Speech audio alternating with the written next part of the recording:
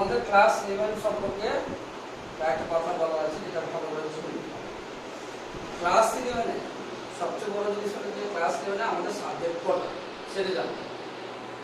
Class 11 এর ক্ষেত্রে আমরা জানি যে কি আমাদের সাবজেক্ট হলো 5টা, এটাই জানি তো। টোটাল 5টা সাবজেক্ট হলো 5টা, বেস্ট অফ 5, বেস্ট অফ 5। কিন্তু ক্লাস 11 এর টোটাল সাবজেক্ট হলো 6টা।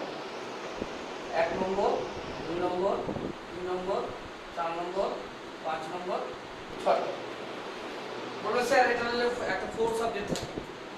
এবার ধরো নাও, তুমি ধরো নাও 1 নম্বরে বেঙ্গলি, সাপোজ ধরো বেঙ্গলি, ঠিক আছে?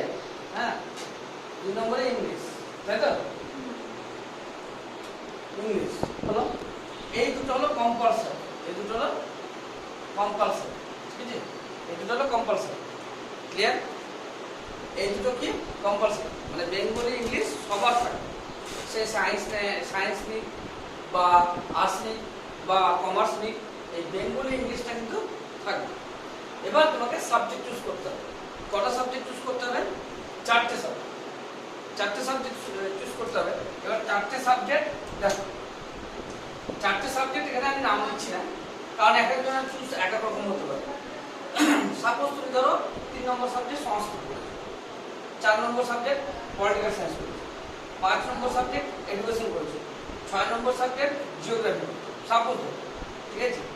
এবার কি হয়তো ইকোনমিক্স করতে পারো, হিস্ট্রি করতে পারো, কারণ তোমাদের সাবজেক্ট তো প্রচুর, আর্টসে প্রচুর subject, geography, economics, education, political science, Sanskrit, history, sociology, philosophy, nutrition, অনেক রকমের সাবজেক্ট, তাই কি না? কম্পিউটার অ্যাপ্লিকেশন, মিউজিক, বহুত সাবজেক্ট। এবার তোমাকে কি করতে হবে? চুজ করতে হবে যে এর মধ্যে আমি 4টা সাবজেক্ট, এর মধ্যে ক্ষেত্রে জিওগ্রাফি যে সাবজেক্টটা, জিওগ্রাফি, সেই জিওগ্রাফি সাবজেক্টের ক্ষেত্রে তোমার কিন্তু কি হবে? তোমার নম্বরের ভিত্তিতে হবে। স্কুল নম্বর ঠিক করে দেবে যে কত নম্বরের উপর আমি জিওগ্রাফি ক্যান্ডিডেট নেব। আমি 60%, মানে যারা উপরে পেয়েছে তাদেরও তাদেরকেও দিতে পারি। কোনো স্কুল আবার 65 ঠিক করতে পারে, কোনো স্কুল 70 ঠিক করতে পারে। কথা বুঝতে পারছো? স্কুল ঠিক করে সাধারণত যে 60%-এর উপরে যারা পাবে তাদের জিওগ্রাফি দেওয়া হবে। তাহলে জিওগ্রাফি সাবজেক্টটা আমরা এখন পাচ্ছি কি পাচ্ছি না, বা আমার যে স্কুলে ভর্তি হবে সেই স্কুলে কত পার্সেন্টেজ জিওগ্রাফি দেবে, সেটা তো আমি রেজাল্ট হওয়ার পর আমি জানতে পারবো, তার আগে তো আমি জানতে পারবো না। তাহলে জিওগ্রাফি সাবজেক্টটা ওই জন্য দেখবেন জিওগ্রাফি সাবজেক্টটা সবসময় রেজাল্টের পরে শুরু, রেজাল্টের আগে জিওগ্রাফি শুরু হয় না সাধারণত। কারণ যদি সে জিওগ্রাফি না পায় তখন তো কি হয়ে যাবে, সেই জন্য বাকি সাবজেক্টগুলো তোমার পছন্দ মতো তুমি নিতে পারো। ক্লিয়ার? আশা করি এতটুকু ক্লিয়ার। এবার সাপোজ ধরো তুমি এখানে যে 6টা সাবজেক্ট দিলাম, আমি আমার সাবজেক্টগুলো দিয়ে সাজাচ্ছি। ধরো আমি এখানে সংস্কৃত দিলাম, সাপোজ, ঠিক আছে? পলিটিক্যাল সায়েন্স হয়তো, তারপরে এডুকেশন হলো, হ্যাঁ। আর এখানে ধরলাম যেহেতু জিওগ্রাফিটা রেজাল্টের পরে, আচ্ছা জিওগ্রাফিও ধরলাম, বা জিওগ্রাফি বা হিস্ট্রি, যাই হোক একটা ধরো নিবে, হ্যাঁ, হলো। এবার এই যে হচ্ছে হাত লেগে যায় না, তাহলে একটু নামিয়ে নিল, যেভাবে তোমার সুবিধা হবে। আচ্ছা, তাহলে এই যে আমাদের যে 6টা সাবজেক্ট, এই 6টা সাবজেক্টের মধ্যে এবার তোমরা বলো যে স্যার একটা তো 4th সাবজেক্ট নিতে হবে, মানে একটা 4th সাবজেক্ট, তাই তো? 4th সাবজেক্ট মানে অ্যাডিশন, 4th সাবজেক্ট একটা থাকবে। তো 4th সাবজেক্ট আমি এখানে কেউ হয়তো তোমার ইচ্ছা মতো তুমি এই 4টে যে সাবজেক্ট আছে, সেই 4টে সাবজেক্টের মধ্যে যে কোনো সাবজেক্টে তুমি 4th সাবজেক্টে রাখতে পারো, যে কোনো সাবজেক্ট। বুঝতে পারছো? যে স্যার তোমাদের মনে আরেকটা ধারণা হতে পারে যে জানো বলো যে স্যার 4th সাবজেক্ট মানে তো কোনো ভ্যালু নেই, 4th সাবজেক্টে তো কোনো ভ্যালু নেই, আর 4th সাবজেক্ট যদি আমি না রাখি তাও চলবে। কেউ যদি মনে করো 4টে সাবজেক্টের মধ্যে আমি 3টে সাবজেক্ট রাখি, আমি একদম পুরো যেটা প্র্যাকটিক্যাল যেটা যে জিনিসটা রয়েছে সেটাই আমি তোমাদের দেওয়া। ধরো 4টে সাবজেক্টের মধ্যে কেউ মনে করছো যে আমি 3টে রাখবো, 3টেও রাখতে পারো, কোনো অসুবিধা নেই, হ্যাঁ। তারপরে তুমি কেউ যদি মনে করো যে না 4th সাবজেক্ট তো কোনো ভ্যালু নেই, তাহলে কথাটা কিন্তু রং। 4th সাবজেক্টের ভ্যালু নেই এরকম ব্যাপার না। এখানে যে 4টে সাবজেক্ট আছে, এই যে 4টা সাবজেক্ট, বাংলা ইংলিশ তো কম্পালসারি, এই চারটে সাবজেক্টেরই কিন্তু ভ্যালু সেম। 4 সাবজেক্ট বলে কোনো প্রকৃতপক্ষে 4 সাবজেক্ট বলে কোনো সাবজেক্টই হয় না। বলে স্যার আপনি তো বলেন 4 সাবজেক্ট, আর বলছেন 4 সাবজেক্ট বলে কোনো সাবজেক্টই হয় না। তার কারণটা কি? তার কারণটা হলো দেখো এখানে যে তুমি 6টা সাবজেক্ট দেখতে পাচ্ছ, 6টা সাবজেক্টের মধ্যে যে সাবজেক্টে তুমি নম্বরটা কম পাবে সেটাই 4 হবে। যে সাবজেক্ট বলে স্যার তাহলে বাংলা ইংলিশে যদি নম্বর কম পাই তাহলে বাংলা ইংলিশও 4 হয়ে যাবে। হ্যাঁ, বাংলা ইংলিশও যে সাবজেক্টে তুমি নম্বর কম পেয়ে যাবে সেটাই তোমার 4 সাবজেক্ট অটোমেটিক, মানে অটোমেটিক হয়ে যাবে। বেস্ট অফ 5 কথাটা ভাববে, বেস্ট অফ 5, যে বেস্ট অফ 5 কথাটা রয়েছে। বেস্ট অফ 5 মানে কি? এই 6টা সাবজেক্টের মধ্যে যে 5টা সাবজেক্টে তোমার নাম্বার বেশি থাকবে সেই 5টা সাবজেক্ট নিয়ে হচ্ছে বেস্ট অফ 5। তাহলে যেটাতে তুমি নম্বর কম পাবে সেটাই হয়ে যাবে। অনেকে কিন্তু ভুলভাল ধারণা তোমাকে হয়তো দিতে পারে বা না, অনেকে নাও জানা থাকবে, কিন্তু ওগুলোতে কান দেবে। যেটা আমি তোমাকে বলছি, আমাদের যে এইচএস এর উচ্চ মাধ্যমিক কাউন্সিল, সেই কাউন্সিলের নিয়ম অনুসারে আমি বলছি, একদম তোমার আমাদের উচ্চ মাধ্যমিকের যে নিয়ম সেই নিয়ম অনুসারে আমি বলছি। অর্থাৎ 4টে সাবজেক্টের মধ্যে, 6টা সাবজেক্টের মধ্যে যে সাবজেক্টের নম্বর কম পাবে সেটা হলো 4। কারণ যদি বলে যে স্যার বাংলাতে যদি আমি নম্বর কম পেয়ে যাই তাহলে ওটা 4 ছিল, যদি স্যার ইংলিশে যদি নম্বর কম পেয়ে যায় তাহলে ওটা 4 ছিল। এরকম ব্যাপার নাই যে বাংলা ইংলিশ কম্পালসারি করে ওটা 4 হবে না, এরকম কোনো ব্যাপার নেই। বোঝা গেল কথাটা?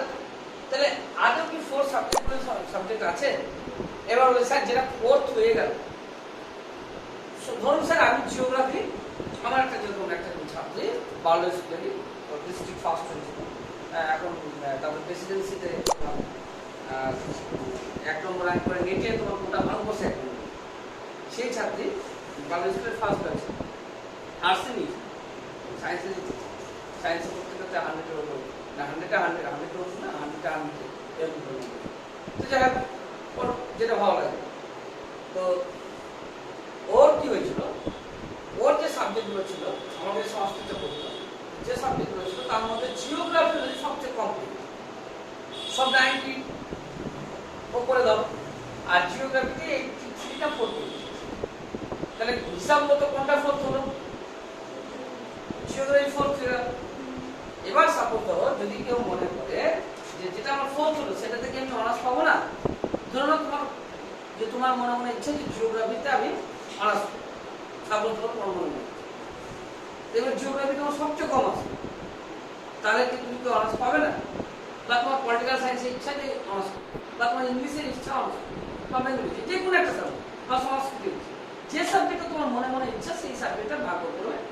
তুমি যে মাধ্যমিক দিয়েছো, মাধ্যমিকে তোমার তো এরকম আছে এই সাবজেক্ট আমার সবচেয়ে বেশি প্রিপারেশন ভালো, এই সাবজেক্ট তারপরে এই সাবজেক্ট তারপরে এগুলো আছে, কিন্তু পরীক্ষা দিতে কি ওই ডিগ্রিটা বজায় আছে?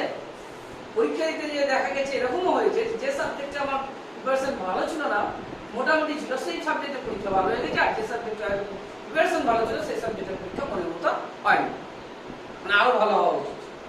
হয় না এরকম?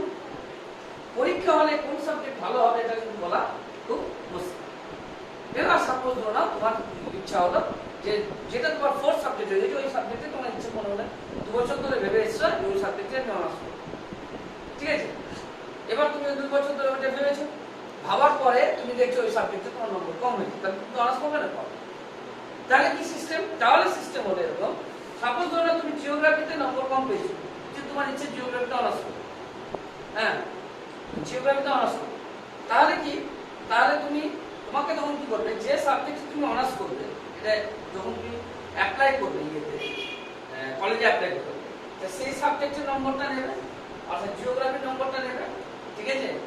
আর এখান থেকে বেস্ট অফ 4 ভাগ পাবে, মানে ধরো যে এই 5টার মধ্যে কোন 4টাতে সবচেয়ে বেশি নম্বর আছে, কোন 4টা, জিওগ্রাফিটা 8 নিল, মানে জিওগ্রাফিটা নিল, আর তার সঙ্গে এই 5টার মধ্যে কোন 4টাতে তোমার বেশি আছে সেই 4টা নেবে, নিয়ে তোমার আবার বেস্ট অফ 5 বেস্ট অফ 5 করে তোমার ওই সাবজেক্টে তোমার কিন্তু তুমি অ্যাপ্লাই করতে পারো। অ্যাপ্লাই করে তুমি যদি ওই চান্স পেলে তাহলে অনার্স পেয়ে যাবে। এবার চান্স না পেলে তো সে যে কোনো সাবজেক্টে চান্স না পেলে তো অনার্স হবে। তাহলে বলো তো, তাহলে যেটা তোমার 4th হয়ে গেল, তাহলে সেটা তো তুমি অনার্সের জন্য অ্যাপ্লাই করতে পারছো, তাহলে আদৌ কি ফোর্থ বলে কোনো সাবজেক্ট হচ্ছে? আমাকে এটা হচ্ছে কি হচ্ছে না, আদৌ ফোর্থ সাবজেক্ট বলে কোনো সাবজেক্ট হচ্ছে, বুঝতে পারছো? এবার আগের ধারণা ছিল যে বাংলা ইংলিশে যদি ফোর্থ হয়, বাংলা ইংলিশ কোনোদিন ফোর্থ হয় না, এটা ছাত্রদের মধ্যে ধারণা ছিল। কিন্তু না, বাংলা ইংলিশও ফোর্থ হয়। বাংলা ইংলিশে যদি কম নম্বর পাও তাহলে সেটাও ফোর্থ হবে। এবার বিষয়টা হলো যে বেঙ্গলি ইংলিশের মধ্যে যদি তুমি একটাতে ফেল করে দাও, এই দুটোর মধ্যে, ধরো এই চারটার মধ্যে একটা ফেল করে গেলে, কোনো একটা সাবজেক্টে 5 পেয়ে গেলে, সাপোজ 5-7 পেয়ে গেলে, চারটা সাবজেক্ট, ঠিক আছে? তাহলে তোমার সেই সাবজেক্টটা তুমি 5 পেলে তুমি ফেল করে কোনো যায় আসে না, তুমি এইচএস পাস করে। কিন্তু কেউ যদি বাংলা আর ইংলিশে যদি ফেল করে যায় তাহলে তার এইচএসটা কিন্তু সে ফেল করবে। এটা নিয়ম ছিল। বর্তমানে মানে নিয়মটাকে আরো শিথিল করা হচ্ছে এবং মানে এখনো কনফার্ম না, রেজাল্টটা হলে এবার কনফার্ম হবে যে বাংলা ইংলিশের মধ্যে যে কোনো একটাতে যদি কেউ ফেল করে তাতে কোনো সমস্যা নেই। এখন একটা হওয়ার কথা চলছে, জানি না রেজাল্ট হলে বুঝতে পারলে তো আপাতত মনে রাখবে যে বাংলা ইংলিশের মধ্যে যদি কেউ কোনো একটাতে ফেল করে তাহলে সে এইচএসে ফেল, কিন্তু চারটার মধ্যে যদি কোনো একটাতে ফেল করে তাহলে না। ক্লিয়ার? বোঝা গেছে? অসুবিধা আছে? এবার সাবজেক্ট সম্পর্কে কিন্তু আমাদের মানে ধারণা ক্লিয়ার, ঠিক যে আমরা হ্যাঁ আমরা 3টে নেব না 4টে নেব? সাবজেক্ট কটা নেব? 3টে নেব না 4টে নেব? বলে স্যার 3টে নিলে তো আমার বেশি ভালো হবে, যে কম আমি 3টে সাবজেক্টই পড়বো, অন্য 4টা কিন্তু 3টে সাবজেক্টের মধ্যে যে কোনটা সাবজেক্টের পরীক্ষা সব থেকে ভালো হবে এমন কোনো গ্যারান্টি করে দিতে পারবে? সবসময় 4টা সাবজেক্টই রাখা হবে। এই জন্যে যে তোমার কাছে অপশন থাকবে কি, যে তুমি 8টা সাবজেক্টে তুমি অনার্স, 6টা সাবজেক্ট মানে 6টা সাবজেক্টে তুমি অনার্সের জন্য অ্যাপ্লাই করতে পারো। একটা সাবজেক্ট করলো মানে একটা সাবজেক্ট তোমার অনার্সের জন্য অ্যাপ্লাই, তুমি মনে মনে যেটা ভেবে রাখলে সেটাতে যদি অনার্স পাবে এমন কোনো গ্যারান্টি নেই কিন্তু, বুঝতে পারছো তো? কারণ না, প্রচুর ভালো নম্বর পেতে হয়, নম্বরের উপরে আসে, পয়েন্টে লড়াই হয়, পয়েন্টে লড়াই হয় কলেজে। তুমি একটা চিন্তা করো, তোমাদের এই মালদা ইংলিশ বাজারে কতগুলো স্কুল আছে, আর প্রতিটা স্কুলে কত করে ছাত্র আছে ইংলিশ বাজারের মধ্যে, তার ইংলিশ বাজারে কটা কলেজ আছে তুমি একটু চিন্তা করো। এই মঙ্গলবাড়িতে কতগুলো স্কুল আছে, সেই তুলনায় কটা কলেজ আছে? তার মানে কম্পিটিশন মার্ক প্রচুর। তারপরে আবার বাইরে থেকে আসবে ভর্তি হতে, তাই না?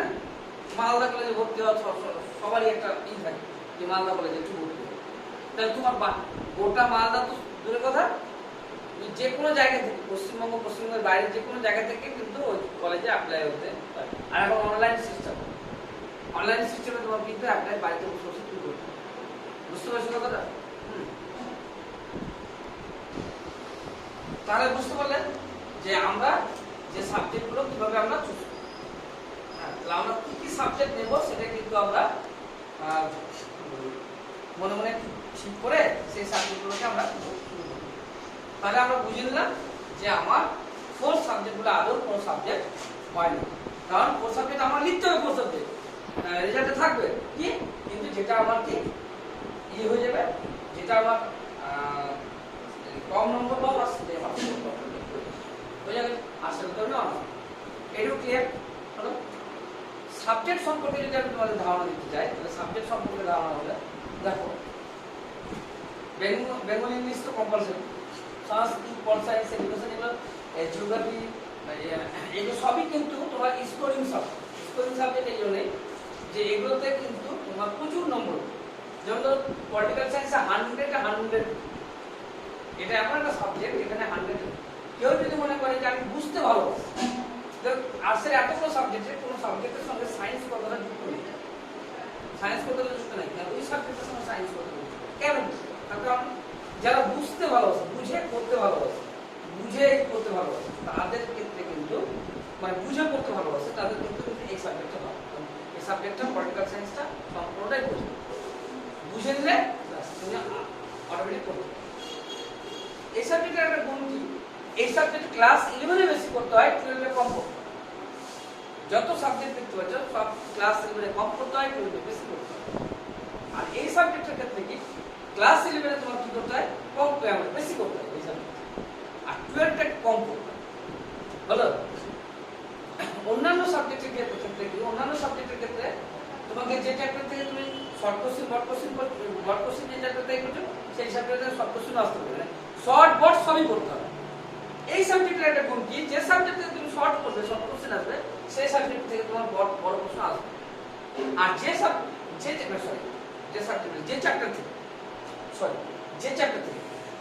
থেকে তুমি বড় প্রশ্ন করবে সেই চ্যাপ্টার থেকে তোমার শর্ট কোশ্চেন আসবে। বুঝতে পারছো? এগুলো অনেক সুবিধা হবে। সাপোজ ধরো যদি ক্লাস 11 যদি 30টা নোট করতে হয়, ক্লাস 12 যে 15টা 16টা 17টা হবে, কতটা কমে গেছে ভাবো। বুঝতে পারছো তো? এটা হলো এই সাবজেক্টের, যাদের এখানে কি হয় 100 মানে 100 পাওয়া যায়। আমার এখানকার ছাত্রই পেয়েছে। বুঝতে এখান থেকে প্রতি বছর কিন্তু ডিস্ট্রিক্ট ফার্স্ট বা প্রতি বছরই বহু ভালো ভালো নম্বর পায়। হ্যাঁ, মানে যদি তোমরা যদি আমার কথা শুনতে পারো, আমি যেভাবে বলবো সেভাবে যদি চলতে পারো, তাহলে একটা সাবজেক্টে 90+ পাওয়া কোনো ব্যাপার। আমি যা যা করাবো, যেভাবে করাবো, যা করাবো বোঝানোর দায়িত্ব আমার, তার বাইরে কোনো কোশ্চেন আসবে। বুঝতে পারছি? ক্লাস 11 তো সংস্কৃতের ক্ষেত্রে কি হবে? সংস্কৃতের ক্ষেত্রে একটা ভয় থাকতে পারে। সংস্কৃতের ক্ষেত্রে কি ভয় থাকতে পারে, যে সংস্কৃতটা ক্লাস 7 যে কঠিন লাগতো, অন্যরকম পার করে এসেছি। তাহলে আমি একটু কথা বলে দিই। আমারই ভাই, নিজের ভাই, এখন টিচার হয়ে গেছে, সে বাংলাদেশ থেকে এসেছিল। সে সংস্কৃত বলে শব্দটা কি সেটাই জানতো, কারণ ওনার তো সংস্কৃত পড়ানো হয় না, হয় কি হয় না। তো ওকে বললাম কি সংস্কৃত, ওরা আসলো সংস্কৃত সবচেয়ে হাইস্ট বলছে, সংস্কৃত অবশ্যই না কেউ না, সংস্কৃত 95 ওই সংস্কৃত হাইস্ট। কেন কিভাবে পেল? কারণ সাবজেক্টটা যতটাই তোমাদের কঠিন মনে হবে ততটাই কিন্তু সহজ। কারণটা এটাই যে তোমরা বাংলা যেমন করো সেরকমই তোমাকে এখানে বাংলাতেই সব করতে হবে, বাংলাতেই সব অ্যান্সার করতে হবে। সংস্কৃতে কিছু অ্যান্সারের ব্যাপার নেই। বোঝা গেল কথা? হ্যাঁ, তুমি ধরো বাংলা একটা গল্প করেছো যে আকাশে 7টি তারা, তোমাদের সিলেবাসটাই বলবে, ঠিক আছে, বা বহুর, তার কোশ্চেন বাংলায়, তার অ্যান্সার তোমাকে বাংলাতে দিতে হবে। এখানে সেই ঠিক তেমন জিনিস। বুঝতে? সংস্কৃতে তোমাকে কিছু লিখতে হবে। যখন তুমি সংস্কৃত ব্যাচ করাবো তখন তোমাকে আমি সিলেবাসটা কি করবো, সিলেবাসটা কিন্তু আমি তোমাদেরকে বলবো কি কি সিলেবাসটা আছে। বুঝতে পারবো? আরেকটা কথা হলো, যারা পড়িয়েছে তোমাদেরকে তারা কি করেছেন, তারা কিন্তু আর্টস পড়িয়েছেন, আর্টসের সঙ্গে আদৌ সংস্কৃত উনিও ভালো জানেন না, উনিও ভয় জাস্ট পড়াতে হয় একটু দেখি, যেখানে তোমার কাছে কঠিন নয়। কিন্তু যখন আমার কাছে তুমি করবে তখন তোমার কাছে কঠিন শব্দটা থাকবে, কারণ তোমাকে সেই লেভেল সেইভাবে বোঝো না, অবুঝের কোনো কিছুই থাকবে। ক্লিয়ার? এডুকেশনটা কি? এডুকেশনটা তোমার কি, এডুকেশন যে সাবজেক্টটা, সেই সাবজেক্টটার ক্ষেত্রে কি হবে? এডুকেশন মানে শিক্ষা, বুঝতে পারছো? সেই এডুকেশন সাবজেক্টটা হলো কি, তুমি যখন ভবিষ্যতে যখন গ্র্যাজুয়েশন কমপ্লিট করে বিএড বা ডিএড বা টিচিং লাইনের দিকে যেতে চাইবে তখন কিন্তু এই এডুকেশনটা তোমাকে করতেই হবে, সাইকোলজি তোমাকে জানতেই হবে, টিচিং লাইনের দিকে যেতে হবে। হ্যাঁ, সেই জন্য এডুকেশনটা তোমার জিওগ্রাফি তোমরা জানো, জিওগ্রাফি তোমরা পড়েছো, তাদের জিওগ্রাফি সম্পর্কে আমার বলার কিছু নেই। হিস্ট্রি তোমরা জানো, হিস্ট্রি তোমরা পড়েছো, ঠিক আছে। আর থাকছে তোমাদের নিউট্রিশন মানে রান্না বান্না। আশা করি ওটার মধ্যে না যাওয়াই ভালো। এগুলো টিচার পাওয়া খুব টাকা, সোশ্যালজি যেগুলো টিচার খুঁজে পাওয়া খুবই টাকা। বুঝতে পারছি? যাই হোক, এই সাবজেক্টগুলো সম্পর্কে আমি এখন কিছু করবো না, কারণ এই সাবজেক্টগুলো আমার না, বা আমি এই সাবজেক্টের সম্পর্কে পড়াটা আমার ঠিক হবে। তারপরে ইকোনমিক্স আমার আমি পড়েছি, ইকোনমিক্সও ভালো সাবজেক্ট, কোনো অসুবিধা নেই, ওটাও ভালো। এবার সাবজেক্টটা তোমরা তোমাদের ইচ্ছা মতো চুজ করো, যে তোমাদের যেটা ভালো লাগবে সেটা তোমরা নেবে। ক্লিয়ার?